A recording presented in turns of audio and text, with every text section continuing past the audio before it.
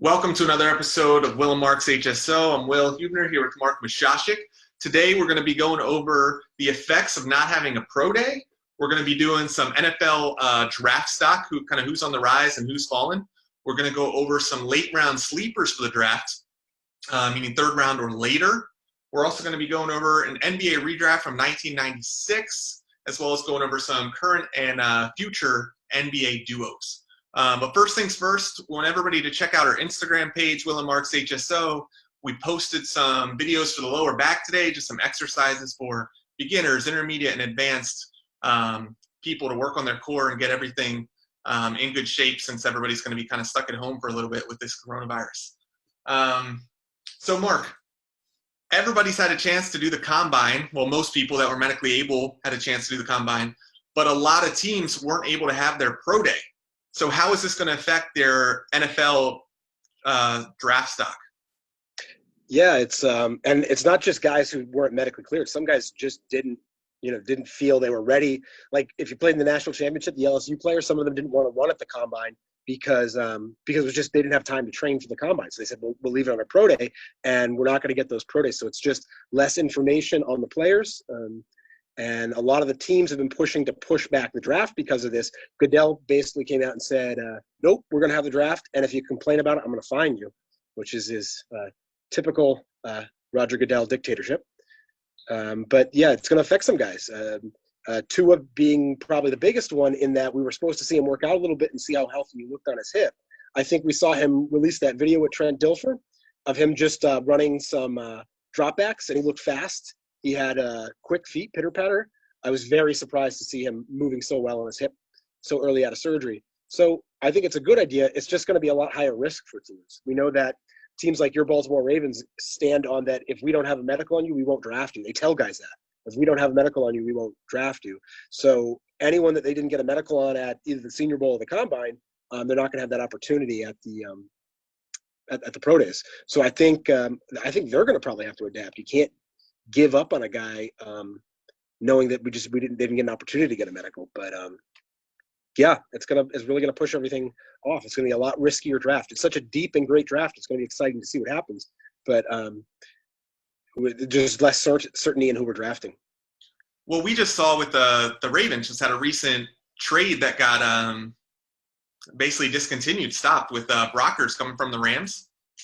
That trade fell through because the Ravens didn't have enough medical information on him. There was some concern about his left ankle, and they couldn't do a thorough evaluation because of the coronavirus. So I'm just wondering how that's going to affect certain teams thinking about drafting Tua. You don't have all the medical information that you want to have. You've seen the bare minimum. I think it could definitely have an effect. But then you look at the mock drafts, and he's going top 5. So it's hard to tell what they're going to do. I would imagine the Chargers and the Dolphins are finding a way to get medical on. It's technically cheating, but I guarantee you they're going to find ways to do it. So he might get by with that. But some other guys, just different effects that Clemson had the early pro day, and T. Higgins ran slow. He ran high 4.6s, so he ran slow, and it almost like he would have benefited if he didn't have the pro day. So it can go two ways on you. Higgins would have been better off if they had a later pro day. It could have been canceled. We wouldn't know what his 40 is. We would assume he's probably, a 4.58 guy, but we're saying he's a 4.68 guy. Still like the player. I think he just had a bad day. I don't think he's a 4.68 guy. Yeah, and it's interesting that we're going on, teams like LSU that went very far in the college playoff and everything didn't have enough time to train for the combine. It's funny to me that the combine is supposed to be a way to get metrics about who's going to be the best football players, but people are training for the combine as opposed to training for football. So you can almost kind of get yourself into a much higher draft stock really without doing anything football related other than breaking it down into certain pieces.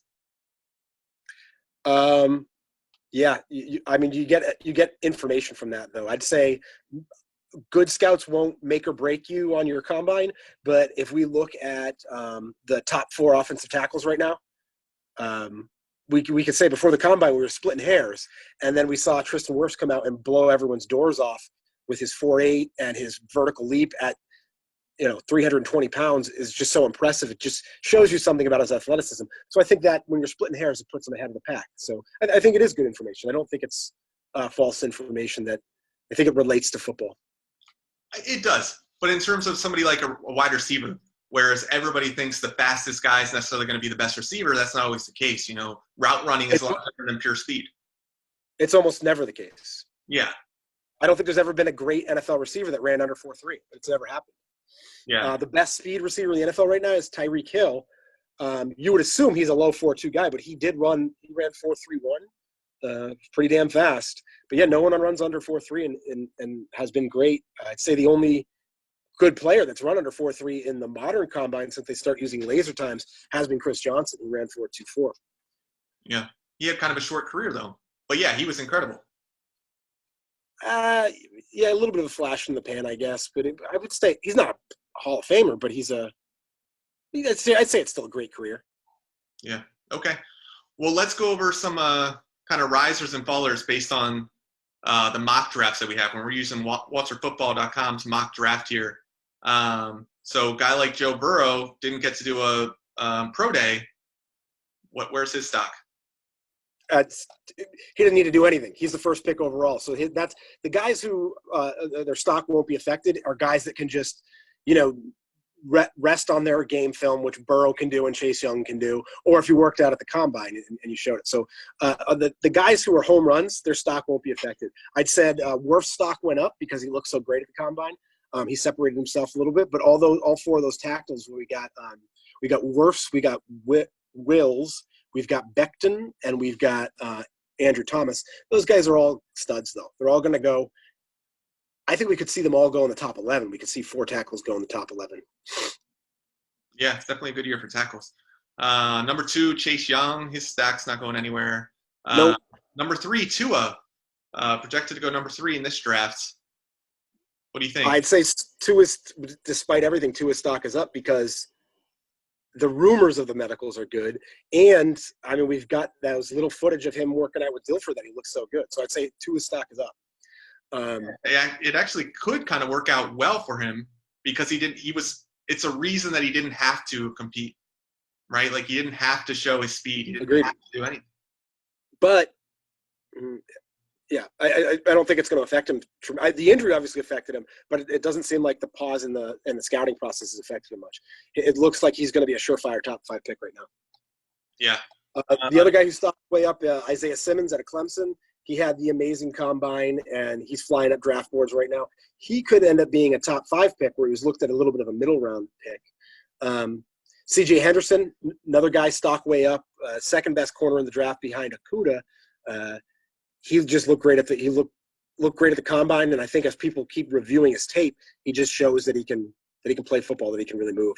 Another guy all the receivers, top receivers look good. Obviously, Ruggs ran the under 4.3 time, so people get excited to see that.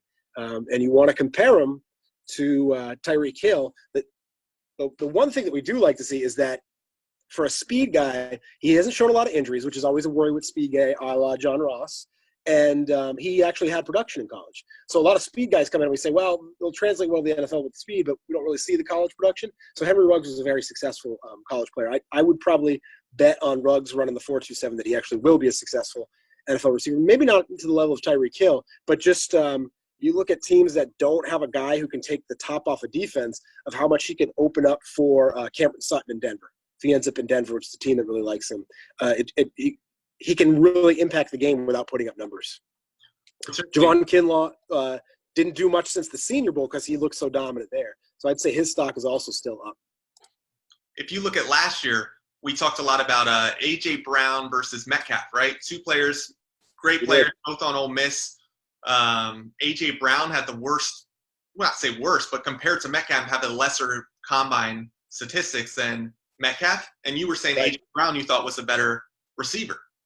He was a better receiver in college. Now, if we look at Alabama, Alabama, Jerry Jeudy is considered the best receiver at Alabama. And Ruggs might go before him based on combine stats. You see similarities there? Obviously, neither of them have the stature of Metcalf. Oh, I would take Jeudy over Metcalf. Yeah, but between Jeudy and Ruggs, I think people argue that Jeudy is a better route runner than Ruggs, but Ruggs has the pure speed over Jeudy. Yeah, they both have different talents that are going to both be helpful. I'd put their grade pretty similar. I would take Jeudy. Jeudy's the best route runner I've ever evaluated. He has the smoothest routes I've ever seen. And it's not like he's slow. He's running 4.45 too, so he's still cooking. You take Judy over Ruggs? I would. Okay. I wouldn't be shocked if Ruggs did go before him. I would say I'd put 75% chance that Judy's going to go before him. And CeeDee Lamb's the other guy that's right in there too. Yeah. And CeeDee Lamb would be the least athletic out of all of them, but he just makes a lot of space in small spaces, and he's very physical after the catch. So those are, you're looking at things that you can't measure in the combine. Making space, being physical after the catch. There's a violence to his game that is productive for the NFL. I think all three of them are going to be good pros. I don't see a bust. If I had to pick a bust out of three, I'd probably actually pick Lamb, only that he's got a little bit of he's known to be a bit of a partier, which you can have fun. Gronk was a partier, and he was always safe and healthy about it, but Johnny Manziel was the scary partier. So I'd rather draft the guy who likes to study than the guy who likes to party. But there's been a lot of good party animals in the NFL. Yeah. Well, you mentioned Isaiah Simmons. So right now in this mock draft, he's projected to go number 8 to the Cardinals. Now the Cardinals just got Hopkins. They got Kyler Murray. They're in desperate need of offensive linemen. You already said you could see 4 offensive linemen going in the top 11. I think if Isaiah Simmons went earlier, it might actually help the Cardinals in terms of what their team's needs actually are. I see them getting a lineman. I would be very shocked if they didn't take an offensive lineman. But you can't argue that Isaiah Simmons could be a generational player, and that sometimes your GM falls in love with him and you got to take him. I can't say that I think taking Isaiah Simmons would be a mistake. He looks like Derwin James, man, and Derwin James is going to change the NFL coming soon. So I don't think it'd be a mistake because it's such a talented offensive line draft.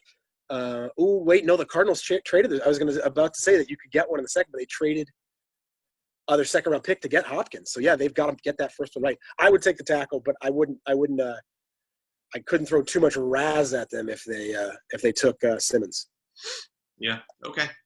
Well, let's go to some guys that maybe have fallen a little bit. Are there any? Now I'll say one. And I thought Justin Herbert out of Oregon. If he would have come out last year, he would have been the number 1 pick, arguably, correct?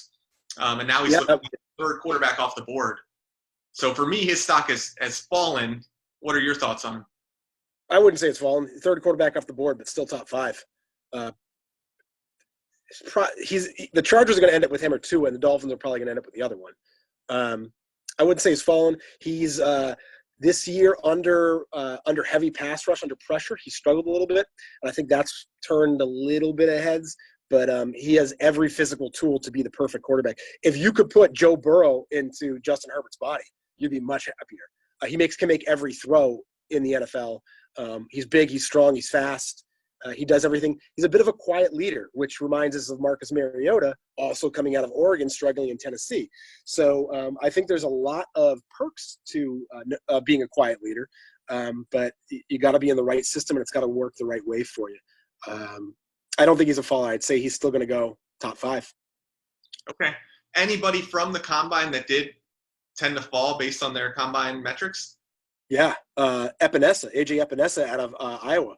He ran terribly. He's 270 pounds. He ran over 5 seconds in the 40, and his other numbers weren't fantastic either. So he's actually falling down draft boards because of this, which just tells me you're going to get a steal. I'd say that the vice versa, what the combine can't tell you about the good stuff, you can get a lot of steals if someone doesn't test well. Epinesa is a gamer. He's got a motor, and he can get after the pass. He's not going to be a 20 sack guy, but I think he's going to be a standard, good 4-3 defensive end with 10, 11 sacks a year. So I think you're going to get a good player, and you can probably get him in the second round now. It's the weirdest draft in that it's so talented at every position except for pass rush. So these guys are going to have to go at some point. And the other guy that I would say has been falling is Yetur Gross-Matos from Penn State. I don't know if it's just the review of the film from scouts, but he's been called not twitchy, which is just that quick explosiveness, that fastness that comes off immediately.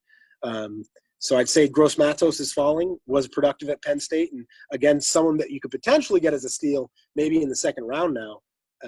I wouldn't, after watching some of his film and sort of agreeing with that twitchy word, I wouldn't be super amped drafting the first, though. Okay. And then on that note, are there any people that that are maybe falling down the board that you see as a sleeper that might actually be a great pickup? Yeah, I would say Epinesa would definitely be one of them. It just depends how it shakes out. It depends who falls the furthest. I mean, people say Jordan Love is falling. In this mock we're looking, he's in the second round. He's going to be drafted in the top 20. There's no way. I don't like the way he's got to be in the right system for it to work. But his measurables look like Patrick Mahomes, and that's why some team's going to fall in love with him. I noticed when I was watching a lot of Defenders film, and I was looking at I can't remember. I was looking at Troy Dye from Oregon, and being like, wow, got to pick on Jordan Love. That's awesome. And then I was looking at another guy from UNLV, and I was like, wow, got to pick on Jordan Love. That's a check mark. And I was giving all these guys good marks for getting picks on Jordan Love. I was like, wow, Jordan Love throws a lot of bad picks. So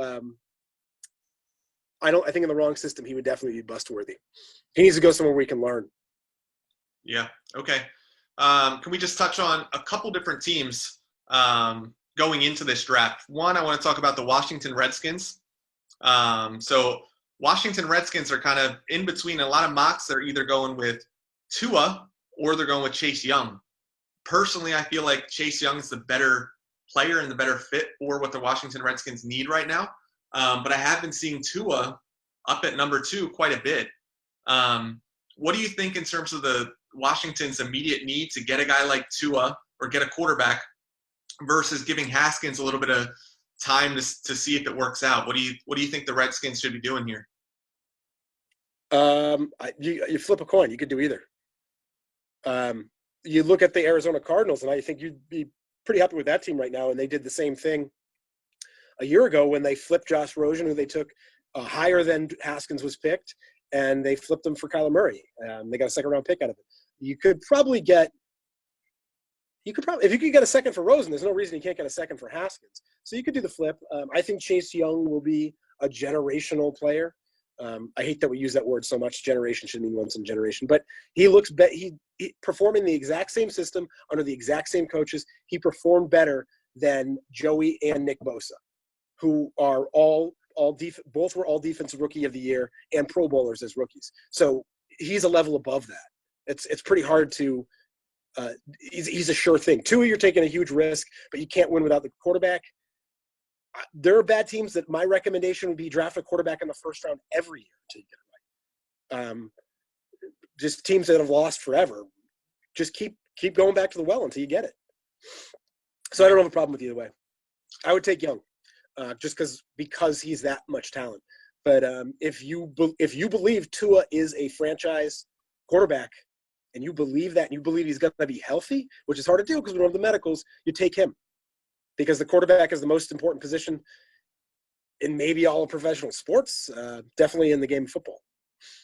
Yeah, I don't know. To me, just looking at a team like the Redskins, it just seems so dysfunctional on so many levels, starting from the ownership to the GM. You saw last year Haskins at the end of the year begging his offensive lineman for some protection, and they're basically just laughing at him during a game. Like, it's a very dysfunctional state. I don't think if you put any quarterback, you put Tom Brady into the Redskins situation last year, I don't think the Redskins are good. I think they have so many other pieces that they've got to figure out before getting that top-level player. I think quarterbacks that are drafted and end up doing great are drafted to a good system.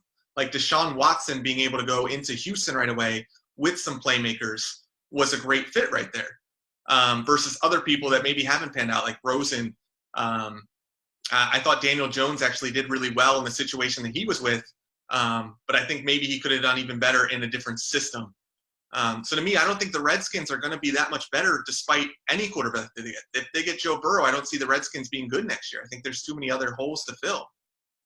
Yeah, I disagree a little bit on I actually think the organization's going in a good direction. I think Ruben Rivera is a straight shooter, and I think that is the hire that would be. I think it was the best coaching hire of the offseason, and I think that's a guy who can really straighten out an organization.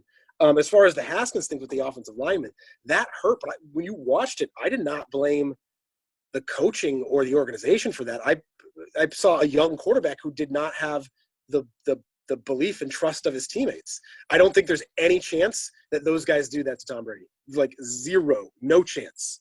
No chance. And I think if they did it to Tom Brady, I think Tom would be putting him on their ass. I think if you're the coach or you're the owner and you see that, heads got to roll. Those linemen need to have some sort of serious disciplinary action in the clubhouse. I'm not saying kick them off the team, or you do something drastic and you say, hey, we're not going to have that kind of culture here. We're playing for each other. Pick your man up. You know, to me, it just doesn't seem like it's to me, it looked like a little kid trying to yell at an adult is what it looked like. So I would take Haskins aside and try to teach him, you know, sort of the roles of you need to work hard to earn these people's respect. I don't think he was respected by them. I didn't see the problem with the lineman. I thought the problem was with Haskins. I don't think that I think he can still mature. I don't think that means he's done. I think he needs a lot of maturity in order to earn the respect of the people that he needs respect from for them to be successful. So it sounds like you're a little higher on Haskins than I am right now. But the reason I'm low on Haskins is not because he can't make the throws. It's exactly that.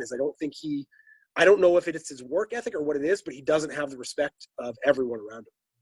Yeah, and I'm not even super high on Haskins. I think he had a better second half of the, you know, towards the end he had a few good games. Couple of games. He had some pretty bad games too, but he's just a rookie. My issue more is with the culture. I mean, if your linemen aren't going to be, it's one thing to not respect your quarterback because he's a rookie and you don't know if he's the real deal or whatever it is. But don't be a rookie and yell at me when you work hard yet. Yeah, but you have to do your job. If you look at real time snaps and how quickly the pass rush is getting to Winston, Haskins, no chance for any play to develop. I mean, you got to still do your job. Yeah, I would say some of them did do their job. Brandon Scherf had a great year, but when you lose your all-pro tackle to start the season because he doesn't respect the organization, there's another respect issue there. Right. Okay, and then let's go to another team, Miami Dolphins. So everybody's saying they're going to be drafting a quarterback. They're probably going to end up with Tua, correct? Unless the Chargers jump him. Unless the Chargers jump him. That's what happened in the draft we're looking at now. What do you think about the idea of Miami going after a guy like Winston? It's a Florida guy coming off, just led the league in passing yards, had a lot of interceptions, just got LASIK. To me, there's upside there. You think they have any interest in going after him? I don't. I agree there's upside. But just on the wave that Miami is riding right now, like you said earlier, they're building a team. They need youth. They need to start from the bottom and build up. To bring in he's 26, he's still young, but he's ready to go help a team now. And I think that's probably going to end up being in a backup role to start. But you sit behind, like I said on the last show we did, you sit behind Ben Roethlisberger for a year or two, and I think you can come in and play great football. But to go into Miami, I just don't see the benefit. Like, it's just not that different from Ryan Fitzpatrick, who's going to be doing a similar thing. He's a better player and younger than Fitzpatrick, but you want to build something underneath that anyway. I would say Miami would probably be a no. Have you ever seen a year before where a quarterback leads the league in passing yards and ends up being a backup the following year? No. But you've also probably never seen a player that's led the league in passing yards and led the league in interceptions. That's definitely happened. Favre has got it. I don't know the numbers, but I bet Favre and Marino have both done it. It's Bruce Arians' offense, though. I mean, whoever's in Bruce Arians' offense is going to lead the league in passing. Here's a hint.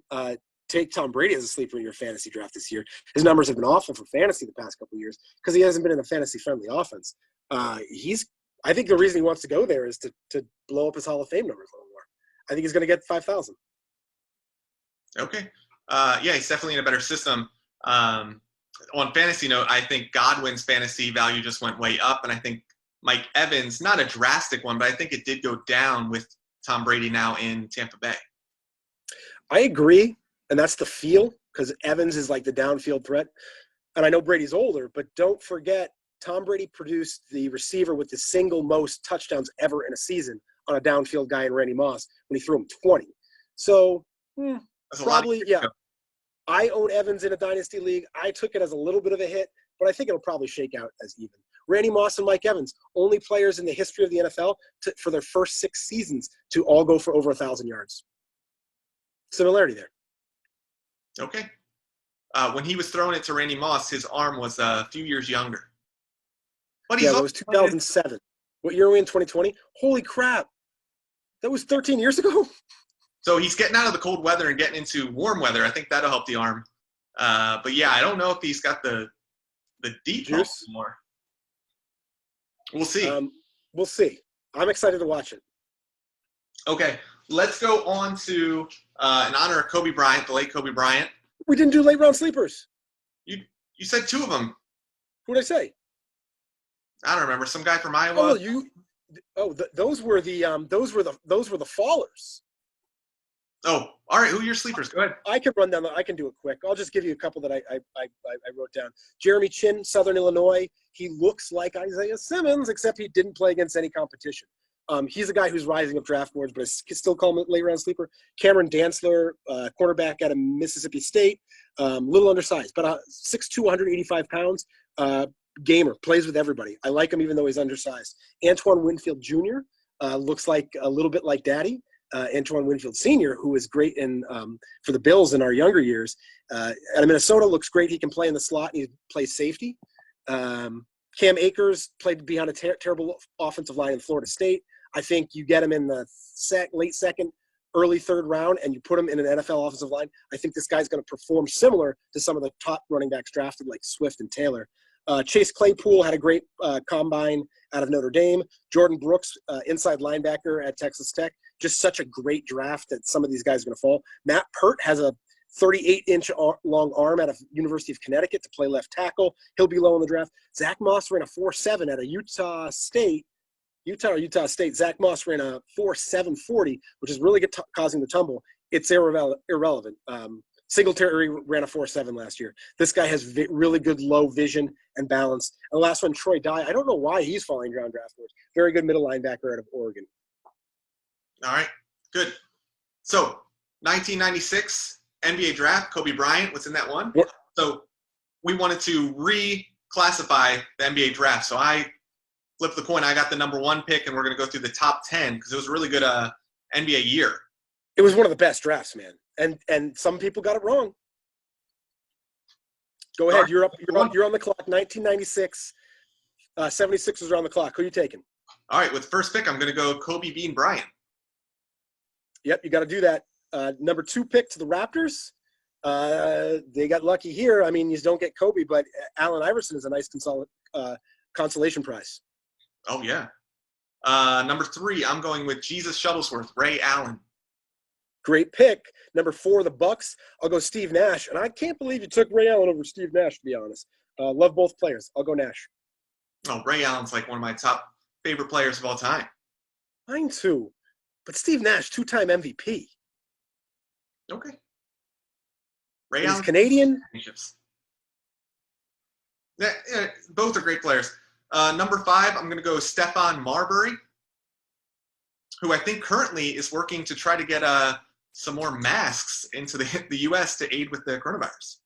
Thank you, Marbury, official founder of Starbury. That's right. Next pick, Boston Celtics. The pick is chalk. I'll take Antoine Walker. Yeah, the most out-of-shape player ever in the NBA, maybe. Zach Randolph was up there, too. Gambled away all his money. Ugh. Yeah. Number 7, I'm going to go with Jermaine O'Neal. Good pick. He reminds me of the guy the Pacers. Who do the Pacers have now that plays center?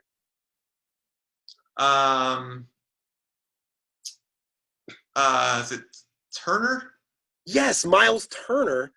For some reason, I had him crossed with Jermaine O'Neal in my head, and I saw him and I was like, Miles Turner's still playing, thinking of Jermaine O'Neal from 1996. They kind of look alike. I don't know. All right, who you got at number 8? Number eight, the at the time New Jersey Nets. This is my guy's pick. This is Calipari's first year coaching the Nets, and apparently he wanted Kobe, and management made him take Kerry Kittles. In this case, Kobe's gone, so I'm taking Peja Stojakovic. Okay, Kerry Kittle's still there. I like Page. They're neck and neck to me. Both. I think Kerry Kittles is not a bad player. The injury slowed him down. He's a great player, but I mean, you could have had Kobe. Yeah. With the number 9 pick, I'm surprised you haven't taken him since he was at a UMass. Marcus Camby. Love Camby. Second greatest player ever at UMass. Who's the greatest? Oh, you know what? Can we switch it? Because it's Calipari, I want Calipari to take Camby. Can you take Page? I want Camby now. It's too late? Too late. I'll Okay. trade for him later. Okay. Last pick, 10th pick, Indiana Pacers. I'll go with Kerry Kittles there. Give the man some respect. Still a good player, even though Nets took him instead of Kobe. Yeah. Ilgauskas still in that draft pick or that draft class. Yeah, you kept mentioning him. I don't remember that much. Fisher. Derek Fisher's in there. Derek Fisher, yeah. Yeah. And Sharif Abdul-Rahim. I think he was like the number 2 pick overall. I think it was 3. Okay. He's also maybe the greatest 3-on-3 tournament player of all time so far. He was 3. AI was first, then it was Camby, and then it was Sharif. Again, derailed with injuries. I think he tore an ACL. Okay. So on our Facebook group page, we made kind of a poll or a question about who are the top 3 current NBA duos and where do you rank them. Most people were saying LeBron, AD, Kawhi, Paul George, Harden, Westbrook were kind of the 3 consensus top 3. So we did current top 5 NBA duos, which we can go over, and then who are going to be the top NBA duos 5 years from now. So Mark, who do you have in your top 5 current NBA duos? Okay, top 5 current. Number 1, LeBron and AD. Yep, same here. 2, Kawhi and Paul George. Same here. 3, Steph and Clay. For this year? Current? Yeah, yes. Well, I wasn't saying today. I meant, outside the injury. Yeah, I'm going to stand by it. Okay. That would have changed mine a little bit. But okay, I had Harden and Westbrook. Okay, that's my 4. If we were going by your way, I'd probably put Kyrie and KD at 3, though, if we're going over healthy. Damn. Duos. Yeah, you're right. But okay, who do you have at 4? 4 was Westbrook and Harden.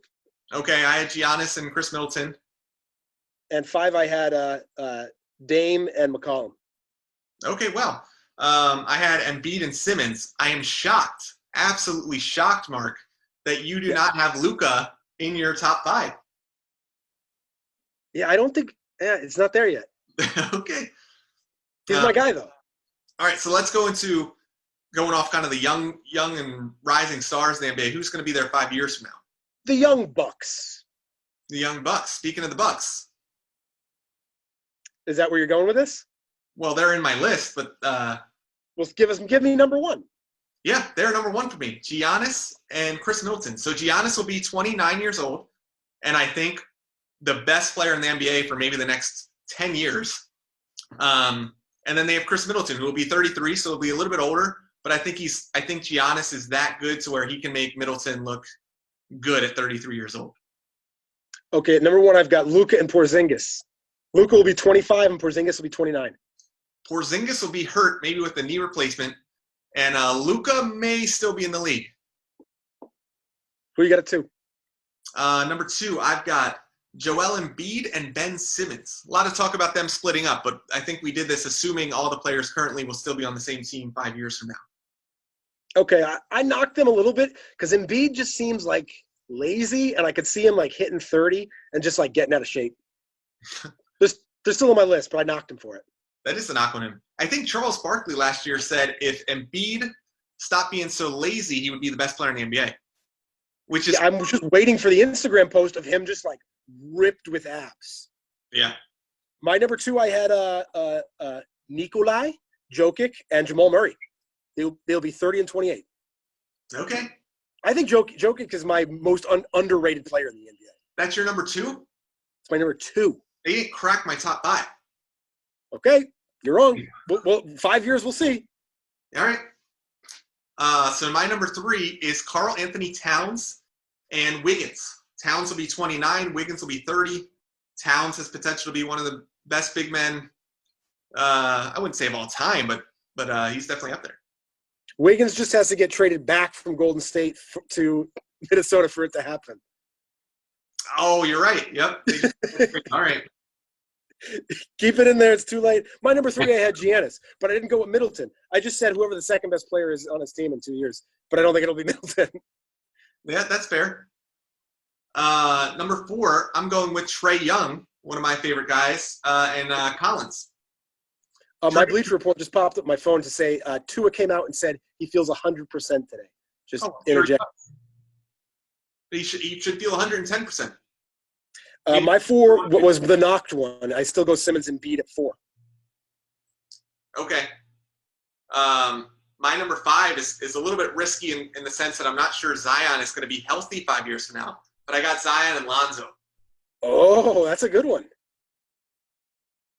If Zion stays healthy, Zion and Lonzo has potential to be the best duo, best 5 top duo of all time, if they stay healthy.